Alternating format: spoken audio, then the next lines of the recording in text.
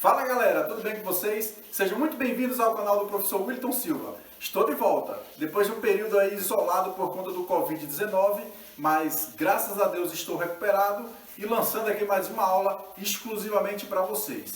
Na aula de hoje, iremos aprender sobre a estrutura de repetição while. Bem simples, bem fácil. Essa estrutura de repetição, ela vai se repetindo até que uma condição que nós programadores determinamos seja satisfeita. Quando essa condição for satisfeita, o sistema quebra esse laço e segue o seu fluxo normalmente. Fique aqui com a gente, se inscreva no canal se você ainda não for inscrito e vamos lá para mais uma aula do nosso curso de Python.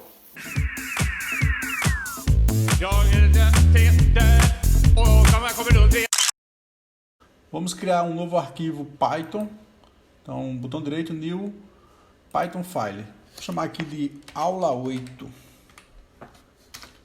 Nessa aula 8, como eu já falei antes, vamos aprender a estrutura de repetição while, que significa enquanto. Ou seja, enquanto uma condição não for satisfeita, esse laço vai se repetir. Então, primeiro de tudo, iremos criar um contador que eu vou chamar de C. Pode ser qualquer variável, tá? Vou chamar de C. Ele vai inicializar valendo 1. E agora eu venho com a síntese da estrutura. Então, o while, veja que o PyCharm já me dá aqui o while. Então, enquanto esse contador, esse C, for menor, aí eu vou definir aqui a repetição que eu quero. Eu vou colocar aqui a primeira situação valendo 5. Então, enquanto esse contador C for menor que 5, ele vai repetir algo. Que algo é esse? Eu vou pedir para ele imprimir na tela os números. Só isso. E aqui eu preciso dizer o seguinte, ó, que eu vou criar um incremento que é para esse laço realmente se repetir, né? Então, esse contador vai valer ele mesmo mais 1. Ou seja, a cada laço que ele rodar, ele vai somar 1 no contador até chegar na condição lá em cima, que vale 5, né? Para poder ele executar o laço de forma correta. Se a gente não colocar esse incremento aqui, ele vai ficar no laço infinito. E agora, saindo do while, eu vou colocar uma mensagem final para o usuário. Vou colocar assim. Acabou. Só isso. Vamos executar agora e ver o que acontece. Então, rodar aula 8, veja aqui, ó, que ele contou 1, 2, 3, 4 e jogou a mensagem final aqui com o acabou. Então, esse laço ele se repetiu de 1 até 4. Então, vê, ele fez o primeiro laço e jogou na tela 1. Aí ele somou, ele já estava valendo 1, né? Somou esse 1 mais ele mesmo, aí agora vale 2. Aí ele vem e verifica, ele está valendo 2. 2 é menor que 5? É. Aí ele vem e faz repetição do laço. Aí ele soma novamente, valendo 3. 3 é menor que 5? Aí ele faz o laço novamente. Quando ele chega em 5, né, ele verifica, 5 é menor que 5? Não, 5 é igual a 5, não é menor. Então ele quebra esse laço aqui, ele quebra esse enquanto. Então por isso que o 5 não mostrou aqui, tá? Porque o nosso argumento aqui é que ele fosse menor que 5. Então claro que o 5 não vai ser mostrado. Ok, galera? Eu vou mostrar aqui uma outra situação do while, pedindo para o usuário informar os números. Eu vou só colocar aqui, ó, criar uma variável chamada num. Esse num, ele vai receber uma variável do tipo inteiro, int, e eu vou pedir para o usuário digitar a informação. Vou pedir assim, informe os números, que é para o usuário digitar os números.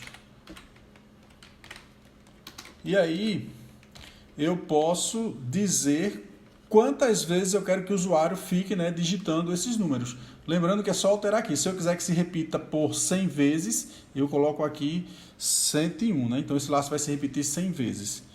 Vou fazer aqui o incremento, né? O contador vai receber ele mesmo mais 1.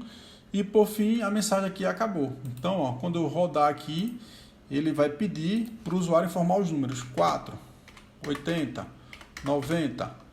E agora, quando eu digitar o último número, ele vai finalizar. Ok? Ou seja, ele se repetiu 4 vezes. Foi justamente o que eu solicitei aqui. Então, gente, agora eu vou explicar para vocês uma outra aplicação do comando while. Vamos imaginar o seguinte: o usuário vai começar a informar os números e a cada número que ele informar, o sistema vai perguntar se ele quer continuar ou não. Aí ele tem que digitar o S para sim, se não ele digita o N para não. Então, para a condição continuar acontecendo, né, para o meu contador ficar executando os laços, a condição é que ele digite S. Então, eu vou inicializar o meu contador valendo S. Eu vou colocar aqui em maiúsculo, tá? Então, enquanto esse contador for igual a S, que ele está inicializando lá no S, que é para sim, eu vou fazer o seguinte: pedir para o usuário informar o número e, em sequência, eu vou criar aqui uma outra variável, né? Vou chamar o próprio C do contador. Ele vai valer uma string, vai receber uma string e vou perguntar para o usuário se ele quer continuar. Quer continuar?